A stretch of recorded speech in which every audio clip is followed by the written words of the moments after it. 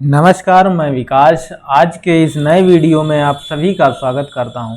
दोस्तों, यहां पर ये 1000 टेक्निकल एमसीक्यू का जो सीरीज चल रही थी, तो यहां पर इसमें फिटर, टर्नर, मशीनिस्ट छात्रों के लिए ये वीडियो काफ़ी यूजफुल होने वाला है। तो यहां पर इसका ये चौथा वीडियोज है। तो यहां पर चलिए, ये क्वेश्चन जो हैं इसरो, एनपीसीआईएल, डीआरडीओ, एनएफसी, सेल, एनटीपीसी, ऑर्डिनेंस फैक्ट्री आदि में आए हुए प्रश्न हैं। तो यहाँ पर जो छात्र ITI, CTI, apprentice and all technical exam की तैयारी कर रहे हैं, तो उनके लिए ये काफ़ी महत्वपूर्ण होने वाला है।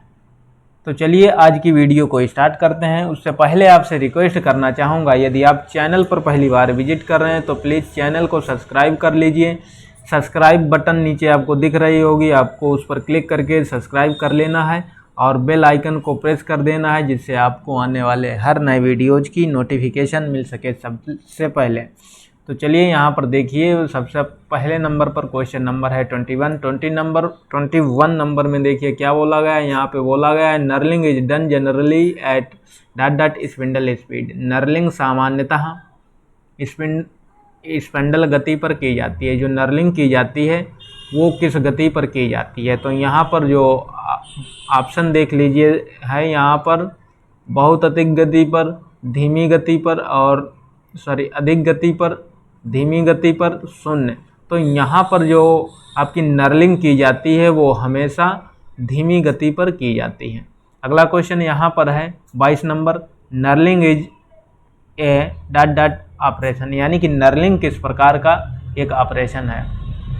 तो यहाँ पर आपको जानकारी होगी, जैसे कि आपने देखा होगा कि टूल जिस तरीके का होता है उस प्रकार की अगर आपको शेप बनानी है जाप पर, तो उस प्रक्रिया को हम लोग बोलते हैं क्या? फार्मिंग। ठीक उसी प्रकार जो आपका नर्लिंग टूल होता है उस पर लाइनिंग या डायमंड इस तरीके की जो नर्लिंग होती है तो वो जाव पर बनाई जाती है। तो उस हिसाब से यहाँ पर आपका जो ऑप्शन नंबर 3 है वो फार्मिंग हो जाएगा। इसका जो राइट आंसर है वो फार्मिंग है, यानी कि जो आपका नर्लिंग टूल है वो एक फार्मिंग टूल के तरीके से काम करता है। तो यहाँ पर आपका जो नर्लिंग ऑपरेशन है वो फार्मिंग ऑपरेशन हो जाएगा। इसका जो राइट आंसर है वो आंसर नंबर सी यहाँ से करेक्ट हो जाएगा। चलिए अगले क्वेश्चन की तरफ बढ़ते हैं। यहाँ पे देखिए अगले क्वेश्चन में क्या बोला गया है। अगले क्वेश्चन में बोला गया है which knurling tool holder is also called as parallel knurling tool holder, यानी कि किस नर्लिंग टूल होल्डर को समांतर नर्लिंग टूल होल्डर भी कहा जाता है। ऐसा कौन सा टूल होल्डर है जिसको समांतर नर्लिंग टूल होल्डर भी कहा जाता है? एकल रोलर नर्लिंग टूल, नकल जोड़ प्रकार नर्लिंग टूल। तो यहाँ पे काफ़ी ऑप्शन ये दिए गए हैं, 4 ऑप्शन दिए गए हैं, यूनिवर्सल नर्लिंग टूल और इनमें से कोई नहीं। तो यहाँ पे जो आपका ऑप्शन है वो ऑप्शन नंबर ए निकल के आएगा कि एकल रोलर नर्लिंग टूल जो होता है वो single roller knurling tool holder जो है वो आपका नर्लिंग टूल होल्डर के समांतर चलता है। तो अब अगले क्वेश्चन की तरफ बढ़ते हैं। यहाँ पे जो इसका option number A correct answer हो जाएगा। अगला क्वेश्चन यहाँ पर देखिए क्या बोला गया है। इस क्वेश्चन में देखिए बोला गया है दोस्त, क्वेश्चन नंबर 24 है, which of the following is a type of lathe mandrel, यानी कि निम्नलिखित में से कौन सा लेथ मैंड्रिल का एक प्रकार है। यहाँ पर कुछ लेथ मैंड्रिल के टाइप दिए, जैसे गैंग मैंड्रिल, स्टेप्ड मैंड्रिल और स्क्रू मैंड्रिल, ये सभी। तो यहाँ पर इस तरीके से ऑप्शन दिए गए। इसमें बोला गया है कौन सा लेथ मैंड्रिल का एक प्रकार है। तो यहाँ पर 24 नंबर में जो आपका राइट आंसर है वो आंसर आपका डी हो जाएगा, क्योंकि यहाँ पर जो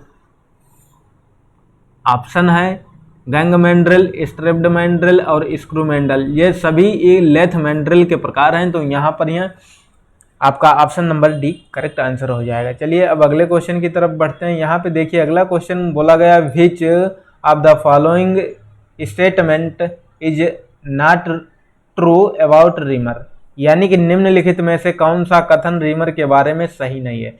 यानी कि यहाँ पर जो कथन यानी कि तर्क दिए गए हैं उनमें से कौन सा रीमर के बारे में सही नहीं है। तो यहाँ पर देखिए ऑप्शन नंबर फर्स्ट में है क्या है,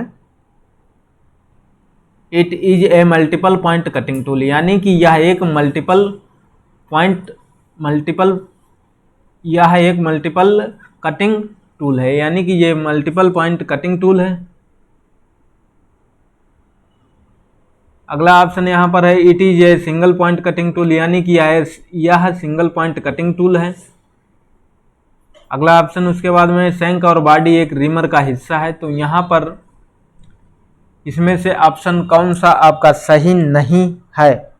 तो 25 में जो आपका यहाँ पर एक, यानी कि यह सिंगल पॉइंट कटिंग टूल है, reamer multi point cutting tool होता है, ये सही है और ये भी सही है। और यहाँ पर जो आपका ऑप्शन नंबर बी है, ये रीमर के बारे में सही नहीं है। तो ऑप्शन नंबर बी ये रहा जो कि आपका करेक्ट आंसर है। चलिए तो अगले क्वेश्चन की तरफ बढ़ते हैं। यहाँ पे देखिए अगला क्वेश्चन जो नंबर है वो है 26 नंबर। यहाँ पे बोला गया है, which of the following is a lathe accessories, यानी कि निम्नलिखित में से कौन सा एक लेथ उपसाधन है, यानी कि जो ऑप्शन दिए गए हैं उसमें से एक लेथ का उपसाधन है, वो कौन सा है। तो चलिए यहाँ पर हम देख लेते हैं लेथ का उपसाधन कौन सा है। वेल्डिंग इलेक्ट्रोड, यानी कि वेल्डिंग इलेक्ट्रोड क्या लेथ का उपसाधन है? तो नहीं है। थ्री या चक, यानी कि 3 जबड़ों वाला चक है, ये लेथ का जो है एसेसरीज है या नहीं। अगला है यहाँ पे ड्रैग और ये सभी। तो यहाँ पर जो ऑप्शन आपका है ऑप्शन नंबर बी, 3 जबड़ों वाला जो चक है वो लेथ का एक एसेसरीज है। तो चलिए अगले क्वेश्चन की तरफ बढ़ते हैं। यहाँ पे अगला क्वेश्चन देखिए क्या है। अगला क्वेश्चन है 27 नंबर। 27 नंबर के क्वेश्चन में दोस्त क्या बोला गया है, यहाँ पर देखिए बोला गया है, which of the following material, यानी कि is used for making angle plate, यानी कि एंगल प्लेट बनाने के लिए निम्न में से किस सामग्री का उपयोग किया जाता है। जो एंगल प्लेट बनाई जाती है आपकी, एंगल प्लेट कुछ इस तरीके से बनी होती है, ऐसे इसमें होल भी रहते हैं। इन होल का मतलब है इसके थोड़ा नहीं, मतलब कि इन होल में नट बोल्ट को फंसा करके जैब को क्लैंप किया जाता है, इसका जो मेन कार्य है। तो यहाँ पर ये किस धातु का बनाया जाता है? तो यहाँ पर आपका ऑप्शन है तांबा, उसके बाद में है एल्युमिनियम, ढलवा लोहा और पीतल। तो यहाँ पर जो आपकी एंगल प्लेट है वो ढलवा लोहा है, यानी कि कास्ट आयरन से बनाई जाती है। तो यहाँ पे जो इसका ऑप्शन नंबर सी है वो आपका ऑप्शन नंबर 27 में option number C correct answer हो जाएगा। चलिए देखिए अब अगला क्वेश्चन क्या है। अगला क्वेश्चन है 28 नंबर। 28 नंबर के क्वेश्चन में क्या बोला गया है, यहाँ पे बोला गया है, which of the following is the purpose of using coolant, यानी कि निम्नलिखित में से शीतलक को उपयोग करने का क्या उद्देश्य है। जो शीतलक यानी कूलेंट यूज किया जाता है उसका क्या उद्देश्य है। तो यहाँ पे फर्स्ट ऑप्शन है देखिए, to cool the cutting tool and work piece, यानी कि कटिंग उपकरण और कार्यखंड को ठंडा करने के लिए, या कमरे को ठंडा करने के लिए, ऑपरेटर को ठंडा करने के लिए, इनमें से कोई नहीं। तो यहाँ पर क्या करेक्ट आंसर निकल के आएगा बताइए दोस्त, कमेंट कीजिएगा। तो यहाँ पर कटिंग उपकरण है, यानी कि कटिंग उपकरण और कार्यखंड को ठंडा करने के लिए, यानी कि जो आपका कूलेंट होता है उसका काम है to cool the cutting tool and work piece, यानी कटिंग टूल और कटिंग उपकरण और कार्यखंड को ठंडा करने के लिए कूलेंट प्रयोग में लाया जाता है, ये इसका उद्देश्य है। तो इसका option number A correct answer हो जाएगा। अगला क्वेश्चन है, क्वेश्चन नंबर है कितना 29, यानी कि 29 नंबर का क्वेश्चन है। इसमें बोला गया है देखिए, dot dot dot is an operation of bevelling the end of drilled hole, यानी कि एक ड्रिल किए गए छिद्र के अंत को बेवल करने का एक ऑपरेशन है, यानी कि ड्रिल किए गए छिद्र को बेवल करने का जो ऑपरेशन है वो आपका काउंटर सिंकिंग होता है। तो इसका यहाँ से राइट आंसर ए निकल करके आएगा। बोरिंग है, किसी होल में ड्रिल द्वारा किए हुए होल को और बोरिंग यानी कि टूल द्वारा बड़ा करने को बोरिंग कहते हैं। रीमिंग ड्रिलिंग किए होल में रीमर द्वारा की गई प्रक्रिया रीमिंग कहलाती है। ग्राइंडिंग आप जानते हैं, ग्राइंडिंग व्हील द्वारा या ग्राइंडिंग मशीन द्वारा की जाती है, ग्राइंडिंग व्हील के माध्यम से। अगला क्वेश्चन नंबर देखिए यहाँ पे क्या है। अगला क्वेश्चन 30 नंबर का क्वेश्चन है। इसमें देखिए क्या बोला गया है। इसमें बोला गया है a gradual increase or decrease in the dimension along its length of the job, यानी कि जाब की लंबाई के साथ आयाम में एक क्रमिक वृद्धि या कमी होता है। मान लीजिए कोई जाब है, अब इसमें क्रमानुसार वृद्धि करो या कमी करो, क्रम से इसको बढ़ाते चले जाओ ऐसे, ठीक है। इधर भी क्रम से ऐसे बढ़ाते चले जाओ, तो इस प्रकार से धीरे धीरे एक आकृति बनेगी, ठीक है। तो ये आकृति कौन सी बनेगी, इस तरीके से आपकी आकृति बन जाएगी। देखिए कौन सी आकृति ये बन रही है, पता चल रहा कुछ? तो यहाँ से आपको पता चल रहा हो कि ये इस तरीके की जो आकृति बनेगी वो टेपर आकृति होगी, ठीक है। अगर समझ में ना आया हो तो कमेंट आप कर सकते हैं। अगर आपको कोई भी कुछ डाउट है तो अब भी आप कमेंट करके हमसे जानकारी ले सकते हैं। तो चलिए इसका ऑप्शन नंबर हो जाएगा फर्स्ट टेपर। अब 31 नंबर के क्वेश्चन की तरफ बढ़ते हैं। देखिए 31 नंबर का जो क्वेश्चन है वो आपकी स्क्रीन पर इस तरीके से रहा। देखिए इसमें क्या बोला गया है। इसमें बोला गया है which of the following is A taper turning method, यानी कि निम्नलिखित में से कौन सा एक टेपर टर्निंग की विधि है। जो यहाँ पर विधियाँ लिखी हैं इनमें से कौन सी टेपर टर्निंग की विधि है। तो यहाँ पे कंपाउंड रेस्ट विधि, आप कंपाउंड रेस्ट विधि के माध्यम से भी टेपर को कर सकते हैं। टेलीस्टॉक ऑफसेट विधि के द्वारा भी टेपर किया जाता है। और उसके बाद में फार्म टूल विधि और फार्म टूल के माध्यम से भी यहाँ पर टेपर टर्निंग की जाती है, यानी कि टेपर टर्निंग की विधि है। तो यहाँ पर अब आपका जो आंसर निकल करके आ रहा है ये सभी वाला जो ऑप्शन है, ऑप्शन नंबर डी आपका करेक्ट आंसर हो जाएगा। चलिए अब अगले क्वेश्चन की तरफ बढ़ते हैं। यहाँ पे देखिए अगले क्वेश्चन में बोला क्या गया है। 32 नंबर का क्वेश्चन है which of the following is a standard taper, यानी कि निम्नलिखित में से कौन सा स्टैंडर्ड टेपर है। यहाँ पर ये आपको टेपर दिए गए हैं, तो इनमें से स्टैंडर्ड टेपर कौन सा है। तो यहाँ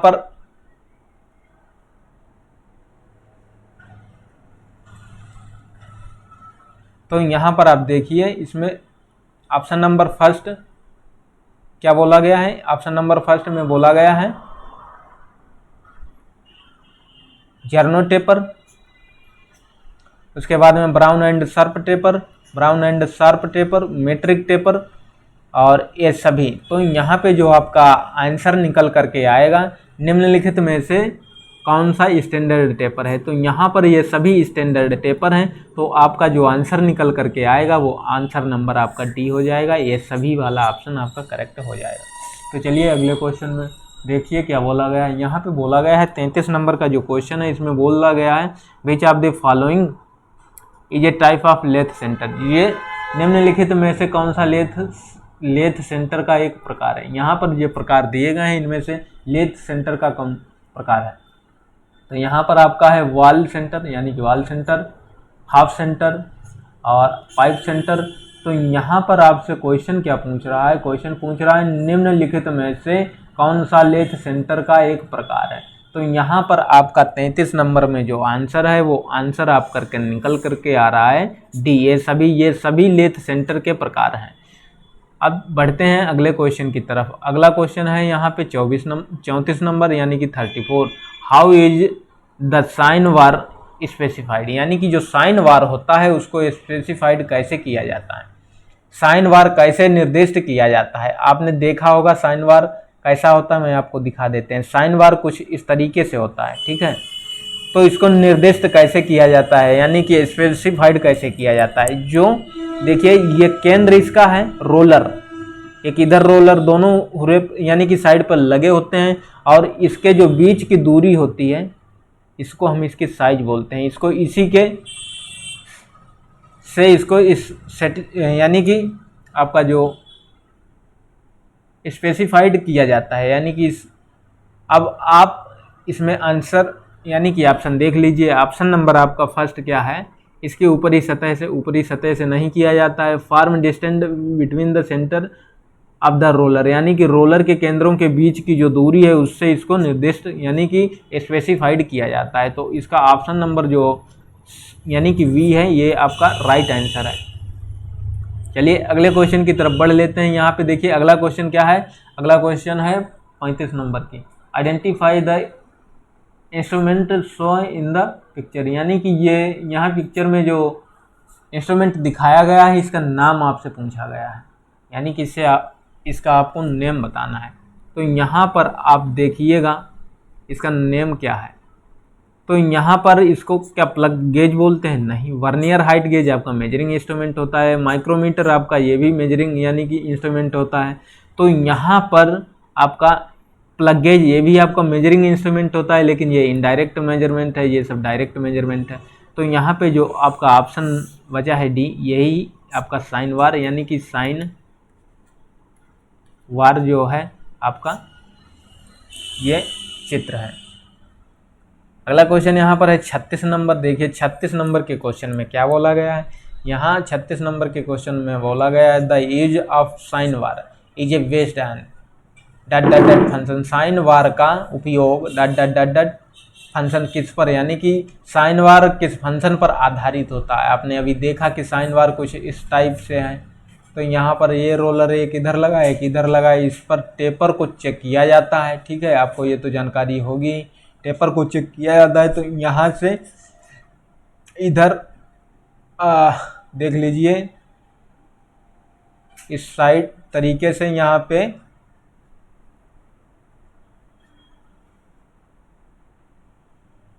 पिक्चर में आपको क्लियर दिख रहा होगा। तो यहाँ पर ये साइन वार है जो वो साइन, इसके नाम से ही पता चलता है साइन वार।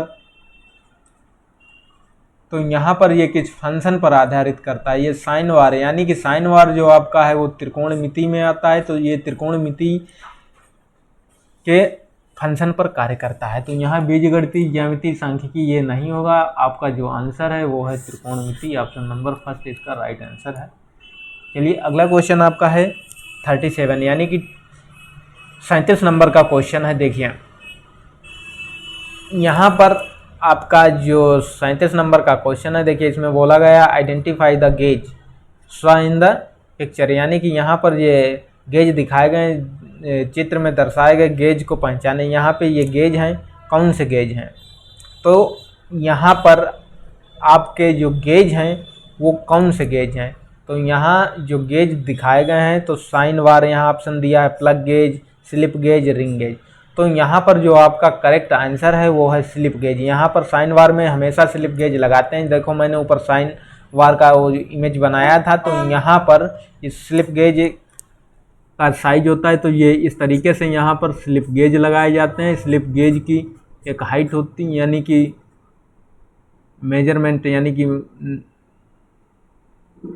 माप होती है। तो इसी हिसाब से ये यहाँ पर ऊपर को इधर आपको इसका साइन वार में इस साइन जो होता है रोलर से रोलर के बीच की दूरी, यानी कि आपको साइन वार में ये आपको एक ए त्रिभुज जैसा बन गया है। तो यहाँ पर आपको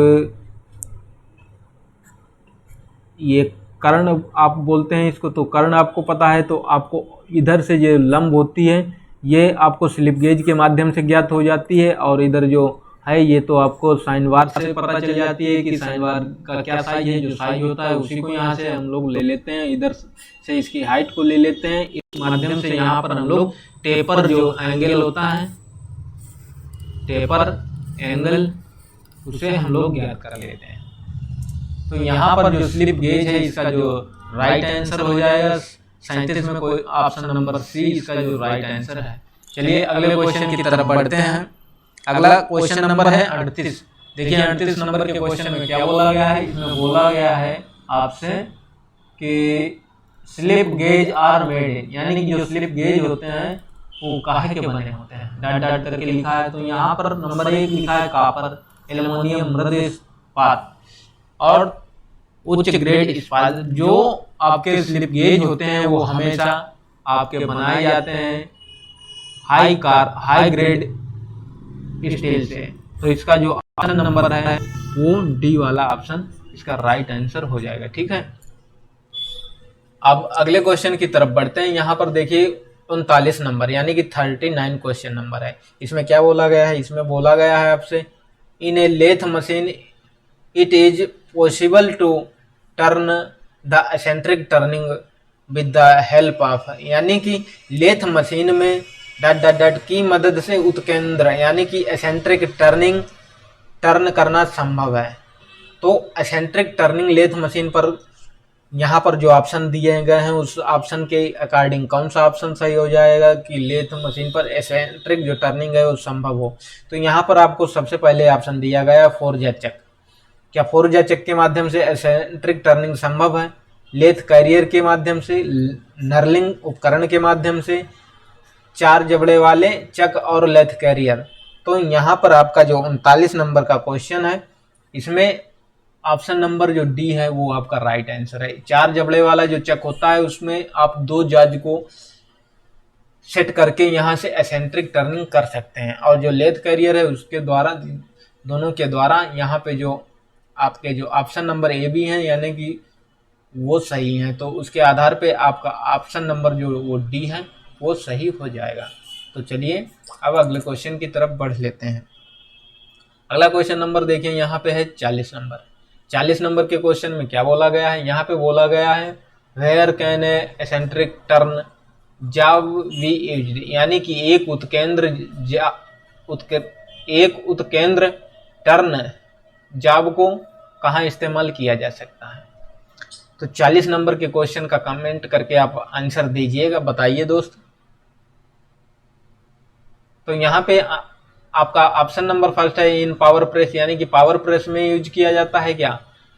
इन पावर ब्रेक में, गिलोटिन मशीन में। तो यहाँ पे जो इसका ऑप्शन नंबर है वो ऑप्शन नंबर डी है। तो उत्केंद्र टर्न जॉब को यहाँ हर जगह पे इस्तेमाल किया जाता है।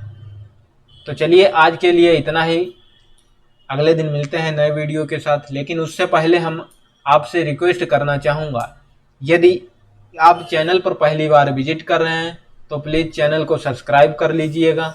इजी सॉल्यूशन यूट्यूब चैनल है तो आप इसको सब्सक्राइब कर लीजिए। नीचे लाल कलर का बटन होगा तो वहाँ पर सब्सक्राइब लिखा होगा, आपको सब्सक्राइब पर क्लिक करके चैनल को सब्सक्राइब करना है और आपको बेल आइकन भी प्रेस कर देना है ताकि आपको आने वाले हर नए वीडियोज की इंफॉर्मेशन मिल सके सबसे पहले। आपको कमेंट करके बताना है दोस्तों वीडियो कैसा लगा।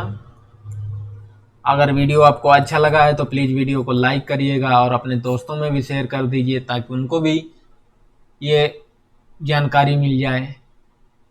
यदि आप चैनल पर पहली बार विजिट कर रहे हैं तो प्लीज़ चैनल को ज़रूर सब्सक्राइब कर लीजिए। चलिए आज के लिए इतना ही, नमस्कार, धन्यवाद, थैंक्स फॉर वॉचिंग।